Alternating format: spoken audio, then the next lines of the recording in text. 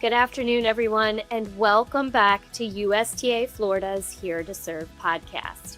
My name is Laura Bowen, and I'm the Executive Director here at USTA Florida. We're kicking off our fall season with a very special mashup of the podcast with our friends from Florida Tennis Magazine. I had the pleasure of meeting Matt Pressman a few years ago when he took over Florida Tennis Magazine from the legendary Jim Martz.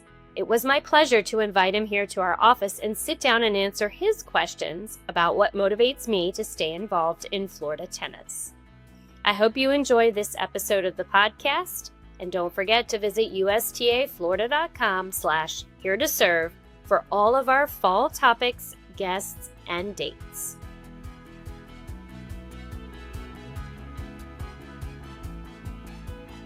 All right, this is Matt Pressman, editor of Florida Tennis Magazine. I'm very excited to be here today with Laura Bowen, executive director of the USTA Florida. We had a podcast a ways back, and I was so excited to reconnect and talk a little bit about what's happening with USTA Florida. And so we have a few questions we want to go through today just to kind of get the latest update on what's happening.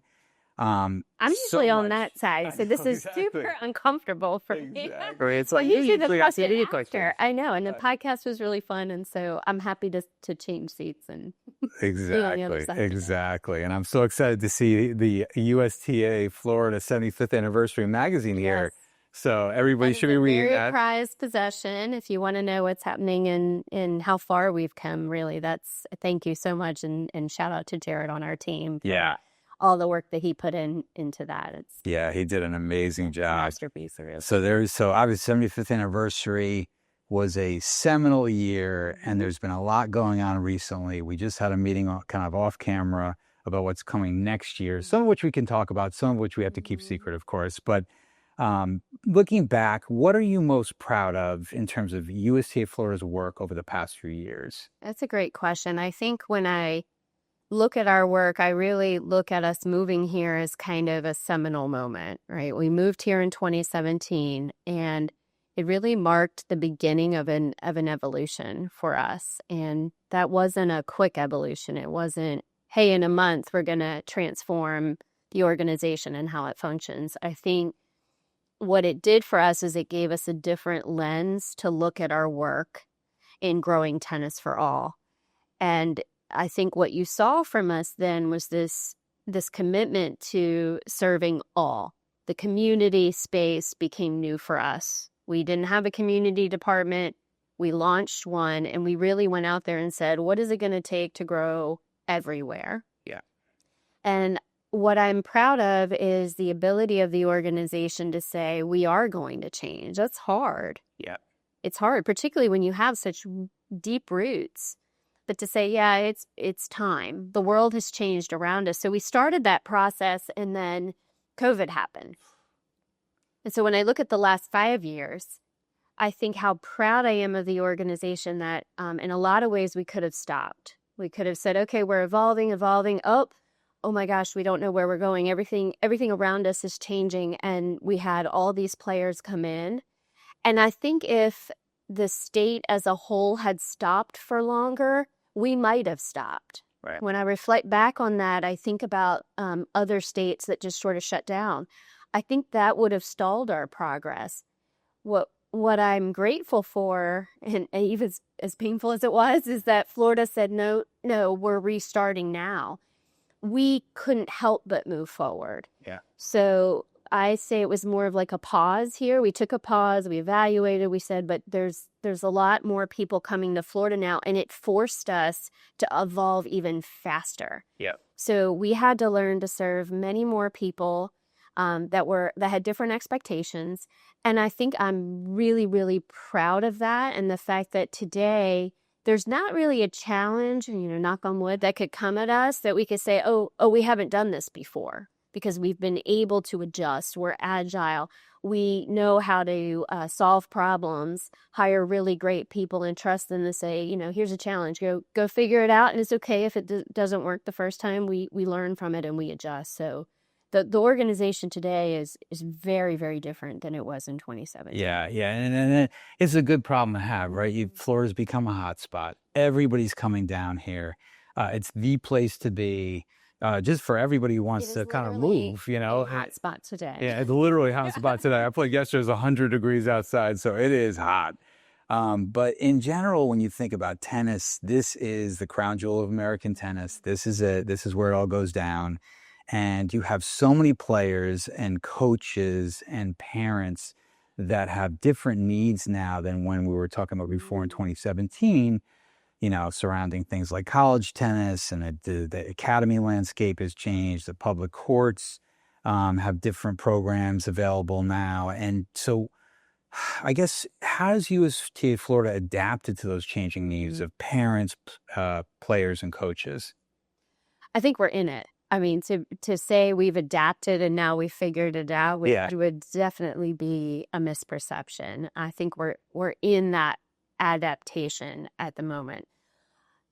The landscape across the world is different, not just in tennis, right? right. The relationship that young people have with their parents is very different than like what you and I might have had, right? Yeah. Parents are really involved in their children's lives now. And in tennis, sometimes too much. Sometimes, and that's true for all of Yeah. these sports, I think. Yeah. That's a trend. Sometimes we think tennis is special, and it is. It's special in a lot of ways, but when it comes to the parent dynamic and the youth sports dynamic, it actually does follow a lot of the other trends that we see. Sure. So I think that's different. And you mentioned academies, and that's actually a really important part of our ecosystem, but there's this other part that doesn't get talked about. There's sort of the professionalization of youth sports. Yeah. Where you have, you know, for-profit entities coming in and saying, okay, the after-school programs are now pay to play. Right. Well, like when I grew up, that wasn't the case. You know, your county rec system or your local park and rec did that. I think Florida is really uniquely positioned that our municipalities value that local park and rec run program. Right. And what we need to do is be able to empower those programs, support them wholly, so that it's not just the child or the parent that can pay to play and their kid gets to play. Right. It's that it's equal and opportunity for all. So I think we're adjusting there. We're trying to figure out how we do that in a better way. And then I think demographically, the state's a lot different than it was a decade ago. We have a huge influx of human beings coming from all walks of life, right? People think of us, or used to think of us, as the retirement state. Not so That's much not anymore. true. No. Yeah. We have as many youth as we do adults. We're really vibrant. We have different cultures here, different languages. You know, go to the Orlando Premium Outlets and you'll hear 10 different languages spoken. I mean, we're such a rich, diverse community here, and people want very different things. And so our job is to say, how do we serve them all? So to me, I like that challenge, right? I would rather that than say, hey, we're the same place we've been for 20 years. Yeah, and what I love about USTA Florida is that you make tennis available for everyone. Mm-hmm. I grew up playing tennis on public courts with local pros through, you know, initiatives just in my city, in Connecticut, of course. But like, you know, it actually did ultimately wind up getting me into a D1, you know, scholarship at a school up at UConn. And I think, you know, what you guys have been able to do to really make tennis available to everyone and create initiatives that allow people, if they can't go to some of these, you know, high-priced coaches or academies, but still get much better at tennis, is really special and important. So what are some of the current programs and initiatives that you're most excited about here at USTA Florida? So I'll talk about one that's actually been around for a little while. And I think during COVID, during the pandemic, we didn't invest as much time and energy in it as we were investing in other things, because we really had to pivot in some ways. But it's our Love to Learn, Love to Play program. Yeah. That program was created by tennis coaches who work for us and said, hey, there's a gap here. When you're an adult, you know, I came into this organization when I was 34, and I was constantly told, you know, you should take tennis lessons. Nothing sounded less fun to me than going and taking a tennis lesson. And I got interested in tennis because I ended up getting invited to a local park and I was playing cardio tennis. I had always played with my mom, but I just really didn't have a place in this organization. If there was a Love to Learn, Love to Play program at that time, I would have absolutely played it. because instead of me being one-on-one taking a lesson with a coach, I could have gone out with other beginners at a low cost. Cardio cost me $6, so not a lot of risk there. Yeah. You know, if it didn't work out or I didn't have fun. Same with love to learn, love to play. Maybe I pay $10. I come out, I'm learning with a group of people, and it's fun. And that becomes my team. And Laura, so for those of you that don't know, what is the Love to Learn program exactly? Great program. Yeah. So we started this back in 2019, and what you do is you play with a group of other beginners. This is basically a group class that you learn together. But what's unique about it is that typically when you take a lesson with a pro, it's just you, or even if you're in a clinic, and that pro is like your guide the whole time. And that's a heavy lift for a teaching pro. Sure. By week 3 in Love to Learn, we bring in a tennis ambassador. So we bring in somebody like Matt Pressman, who actually knows how to play tennis in all the local places. And Matt Pressman gets to meet the group, and then you become their guide for what does their journey look like. By the time they complete Love to Learn, they've learned the fundamentals of how to play tennis. Very So cool. they can get on a court, and we could go out and we can hit, and I feel more comfortable doing that. Then if you want to continue on to Love to Play, very similar concept. That's like a 6-week program, and now you're learning how to play. So you could have graduate from Love to Learn to Love to Play. Or you Very could take Love to Learn again, right? Yeah. If you're not quite comfortable. When you do Love to Learn, you're learning how to play matches, which is a different component.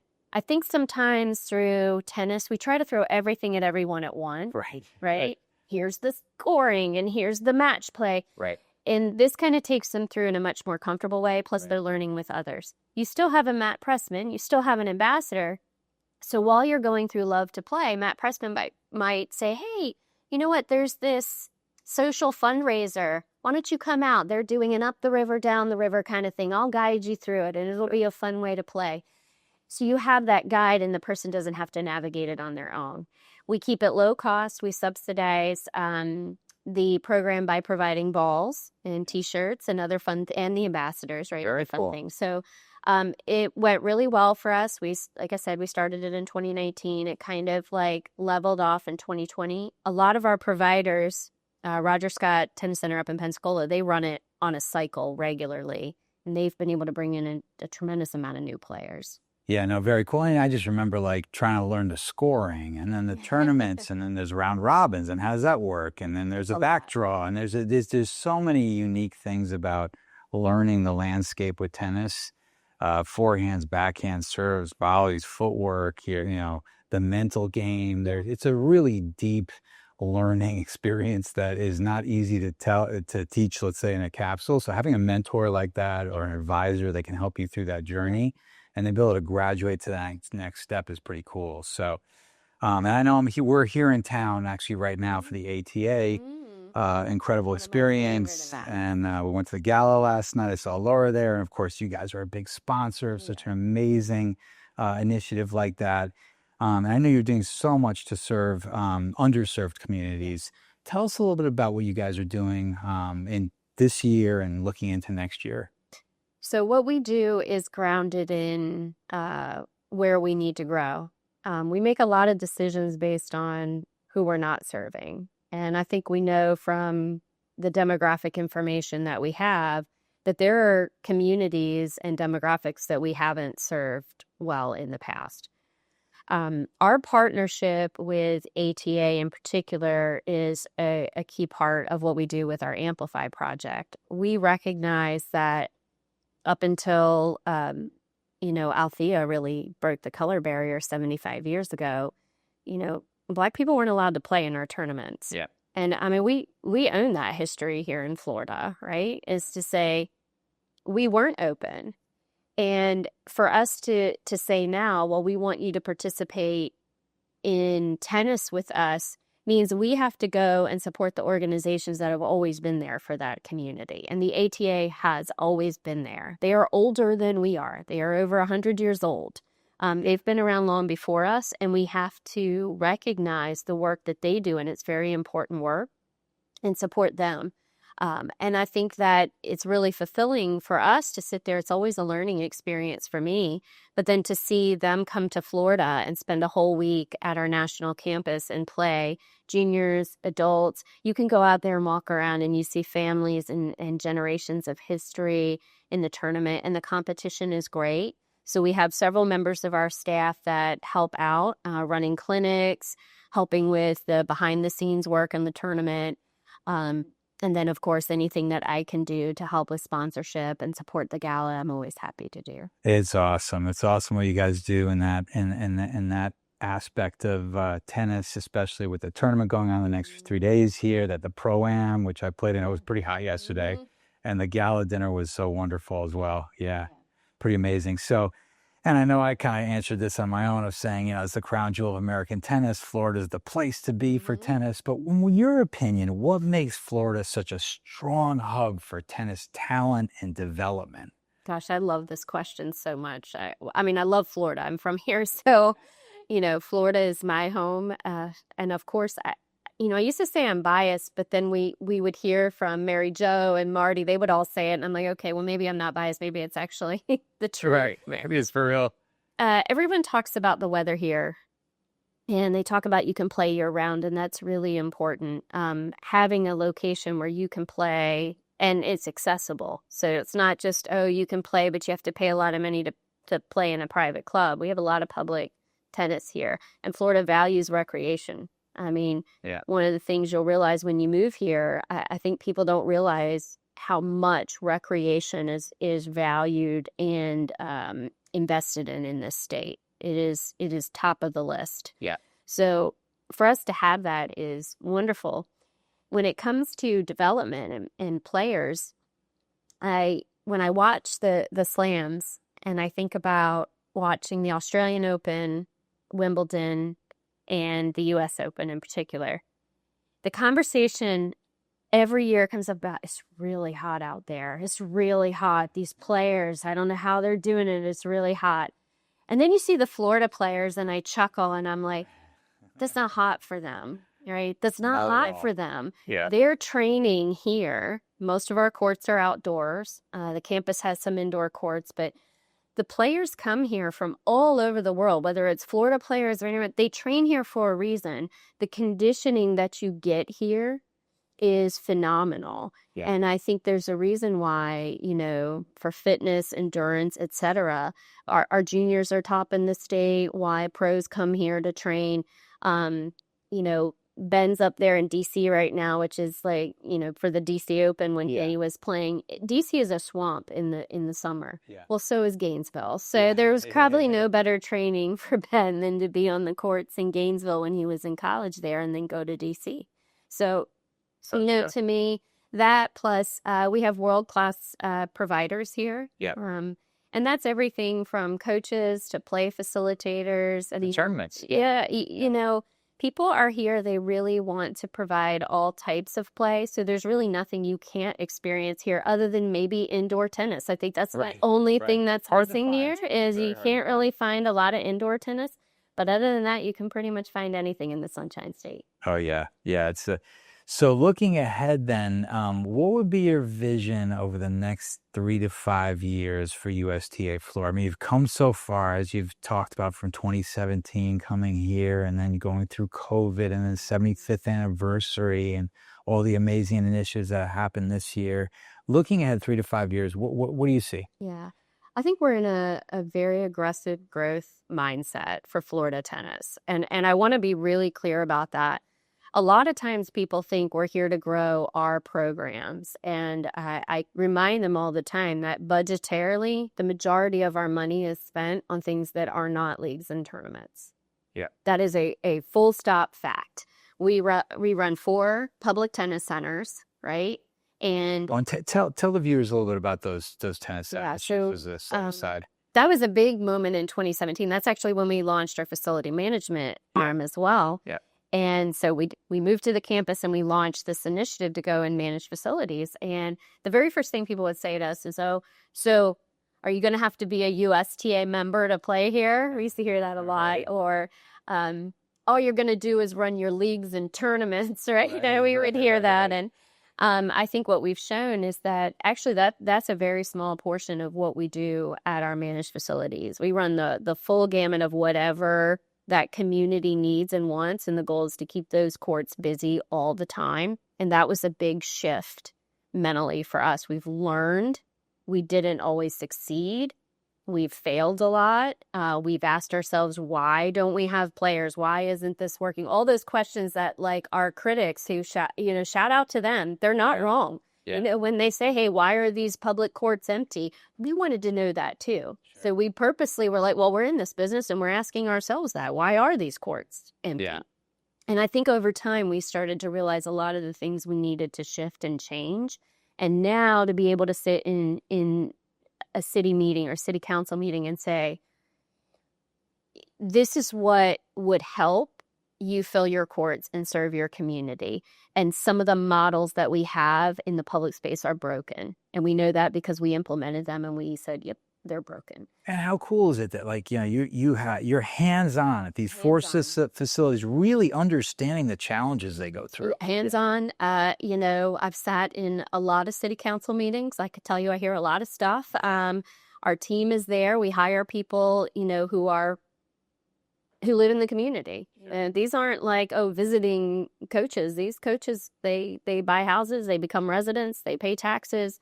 Everybody from our desk attendant to, anyone else who works there. We have volunteers who help. I think for us, we're now at a point where we're growth oriented. So we've learned a lot from how we can reach the people we weren't serving. And now it's how do we double, triple that footprint? And the reason why I say double, triple is because I know that if we could fill all the public tennis courts in this state, and if we could invest in making best-in-class infrastructure, we wouldn't just have 2 or 3 million players in this state. We could have 10 million. Agreed. And that's going to take everybody, though, pulling together with that growth of tennis mindset, not I'm going to grow just the thing that benefits me individually. And we're leading with that mindset, right? If our tournaments and leagues don't grow, but the whole of the ecosystem grows, that's a win and that's success. Yeah. Yeah. And by the way, if you guys haven't read the book Growth Mindset, it's amazing. Carol Dweck, one of my favorite books. I know we're both big readers. So that's so important to have a growth mindset in any business or any initiative, any organization is just always looking ahead, being flexible, being agile, like you said, and really being able to adapt as things change over time. Yeah. And I was just reading an article I think McKinsey put out, and I shared it with our management group here, is that there's a difference between having the mindset for growth and translating that into your behavior. Yeah. Yes. And they gave some really good guidance there of what it looks like as a companies that outperform when it comes to growth, what that actually looks like in terms of the behaviors. Yeah. And we talked about that as a team and said, it's not enough for us to say, yes, we want to grow and yes, we want to learn, but what are the actions we're doing day in and day out to say, we not only have a growth mindset, we have a growth-oriented group of human beings that are taking those actions. I know our board definitely is growth-oriented. And I, like I said, I just think it's a great time for us coming off of the 75th to say, we used to say the 90s were the biggest boom that we have. I think now is the biggest boom that we have in tennis, 100%. And I think 20 years from now to look back and say, wow, that was the moment where all the investment happened. And that's going to carry us forward for the next decade or two. Yeah. And just to circle back to the growth mindset, just as an aside, just another good perk to reading that book, by the way, is that there's a whole section in there about tennis and about John McEnroe. And I'm not going to say whether he has a growth or fixed mindset, but you read that book and you'll find out very interesting, very fascinating. And that just sort of leads us to the next question, which is, having this growth mindset, looking ahead, really being able to go with the flow, change with the times, be flexible, be agile. I know you're always on the road. I mean, you're constantly on the road. You've got so much on your plate. It's like crazy. So what personally motivates you and inspires you in this role? That's the easiest question you've ever asked me, I think. I think to do this role really well, you have to love two things. you have to unapologetically love Florida. Yeah. That doesn't mean that Florida doesn't have its downsides but I'm from this state. It is my home, and I unapologetically love Florida. I'm from Lakeland. I was born in Winter Haven. Florida is my home. Yeah. It is hard to do this job if you don't unapologetically love this state, because everywhere you go is Florida, and you have to want to go up to Pensacola and Fort Walton Beach, and you have to want to go down to Miami and South Florida. And I always feel like I don't get to all the places enough, but that's number one, just unapologetically loving this state. So that inspires me just every day. I always want Florida to be the best, and I love it. But the second thing that inspires me is you have to love tennis, and my mom loves tennis. And one thing that I've tried to communicate to USTA leadership and to our leadership is you don't have to play this game to love it. Yeah. And we miss a lot of people because we think the only people that can move and can grow with us are the people who play it. There are so many tennis fans out there that absolutely love this sport, and we don't do enough to bring them under the tent and say, grow with us. So I think it's very short-sighted when you have a growth mentality to look at just your player base. Yeah. You can look at other sports like basketball and football. They don't fill their stadiums with just people who play football. Sure. It's people who really love that game. And if we could look at it that way, my mom every day gets out and she goes and plays tennis. She's not a coach, she's a play facilitator. Yeah. And she goes out there and she coordinates tennis in her community because she loves it. And because my mom loves it, I love it. Sure. That's enough. It's a family thing. It's enough. Right. It's absolutely enough. And I just think for me, that's what inspires me every day. I think if she can go out there as a volunteer and she has that much love for the game in her 70s that she plays 5 times a week and she gets other people to play, that's enough to inspire me. And if I love this state enough, then I can visit every part of it. Not all at once, right? But I can get out there. And so those are my 2 motivators. And then I just enjoy the human beings that I work with. Yeah. So if I have that on top of it, it's like the icing on the cake that I get to come in here and have conversations with people who are really smart and talented and love this sport and want to grow it for all kinds of other reasons. And that makes my job really fulfilling and really fun. Yeah, and think about it. It's like here we are in this beautiful weather in Florida, and people are like in front of screens all day, looking at their phone. They're not active. Mm-hmm. And here we have this sport, number 1 in the world, to extend your lifespan by almost a decade. Yeah. And how cool is it? We wake up every day and are able to inspire people to get out, turn off the phone, go on the court, hit some balls, work up a sweat, make you more healthy, have fun. It's just an amazing industry to be part of. I'm super blessed, and it's really wonderful working with people like you, just being able to get that message out. Likewise. The work you do is really important to what we do here to grow the game. I mean, all the stories that you tell and the work that you do to again, for the fans. I mean, I just keep going back to that. I don't know why we don't have a membership for fans. Yeah, I mean, so true. I that's bothered me since the day I started here. It's like, I'm a fan of the game. Like, yeah.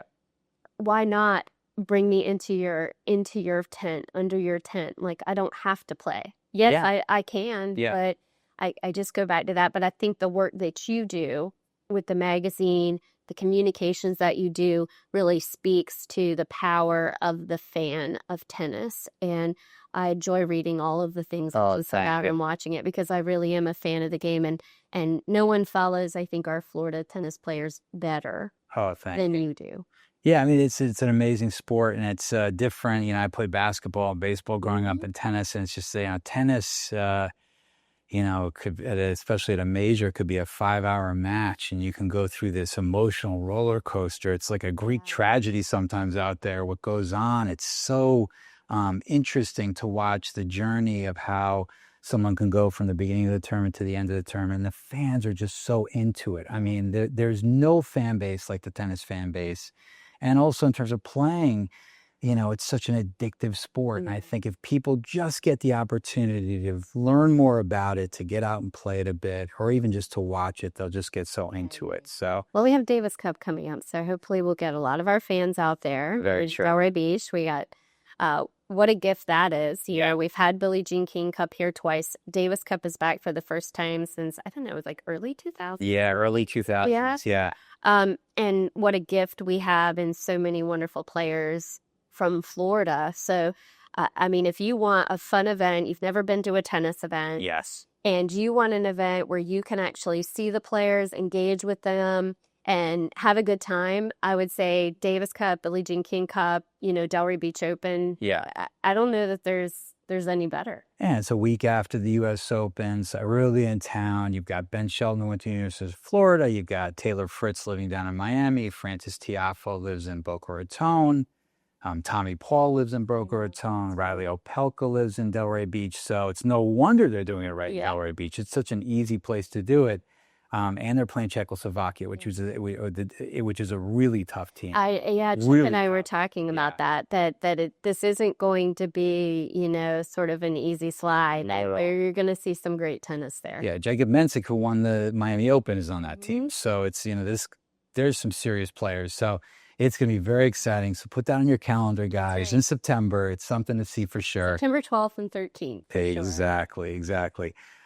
So with all that said, how can people get more involved with what you guys do at USTA Florida as players, parents, coaches, or volunteers? Yeah, it's a great question. I thought a lot about this, and sometimes we bucket those categories and we kind of get in our own way. I think there's two things that anybody and everybody can do that would help support the work we do as a nonprofit to grow this game. Sure. And to make it accessible for all. The first is advocacy. Right. All of us live in a city in Florida, right? I live here in Orlando, even though I'm not here most of the time. I think I've gone to more city council meetings not where I live. Go to your city council meetings, and there's usually an opportunity where you can either fill out a card or they'll open it for public comment. It's really important that every single time your council meets, that they're hearing from you as a member of the tennis community how important this amenity and this recreational service is. Right. Don't just go there to complain. Be grateful to them when they're investing in it and support it. So everybody can do that. Doesn't matter what hat you wear with us. Yeah. And you'd be surprised, most of these city council meetings are recorded. So if you want to know the way that your dollars are being spent or invested, or how much money they might have for capital projects and improvement, and maybe your tennis center needs some love, listen to those council meetings and then make sure you're coming forward and saying, hey, we might need new fencing. We might need new windscreens. USTA has grants for that. Sure. But we need those local advocates to step up and start talking about tennis more in those public meetings. And you guys have tools on your website to help people with advocacy, right? And look, if anyone ever calls me and says, I need your help, it is the number one thing that I think I do. That's why I'm out as much as I am, is just saying, hey, what do you need that can help you be a better advocate for tennis? The second thing I would say is anybody can go to a public tennis court and bring people out who've never played and have some fun with them. Right. It doesn't matter what level you are. If every single person who currently plays tennis invited one person by the end of the year to come play this sport with them and got them engaged, or took them to Davis Cup, Sure. watched tennis and got them involved, we would double our footprint tomorrow. Yeah. It is really that simple, is invite somebody to come play with you or take them to a tennis event, turn on the US Open, start a text with them and say, hey, are you watching the Open? Right. There's a really good match. Ben's playing. Did you know he's from Gainesville? Or Coco's playing. Did you know that she grew up in Delray? Yeah. That's the way that we grow the game. And in this world of digital tools, right? How Use them to your advantage. Yes, exactly that. I know you guys do some great work with keeping people updated on what's happening in the matches through your app and the scores and those kind of things. And we do that too. We We are unapologetic cheerleaders for our Florida players. We're always watching how they're doing. We watch it here in the office, and I think that's the kind of energy we need from everybody. Those are two simple asks. Yep. Get involved in your city council, make sure they know tennis is a great investment in the community, and then bring somebody out as a fan or to play this game. And if we do that, we all win. That's the simple recipe. Guys, do that. That's your marching orders right there. Make sure you don't forget. And then where can people find out more about USTA Florida? Yeah, so we've done a lot of work over the years on our website.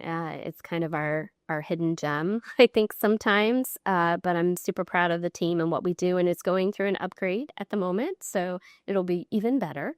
So you can find USTAFlorida.com. Also sign up for a weekly e-news. Yeah. So every Friday we put I out a love weekly that e-news. newsletter. Yeah. And our board members say this all the time. The weekly e-news is sort of your window. It's a summary of things that are going on. We have pro tennis in there. We have what we're doing. We have feature stories from you guys. Sometimes we have USTA stories that pop up in there.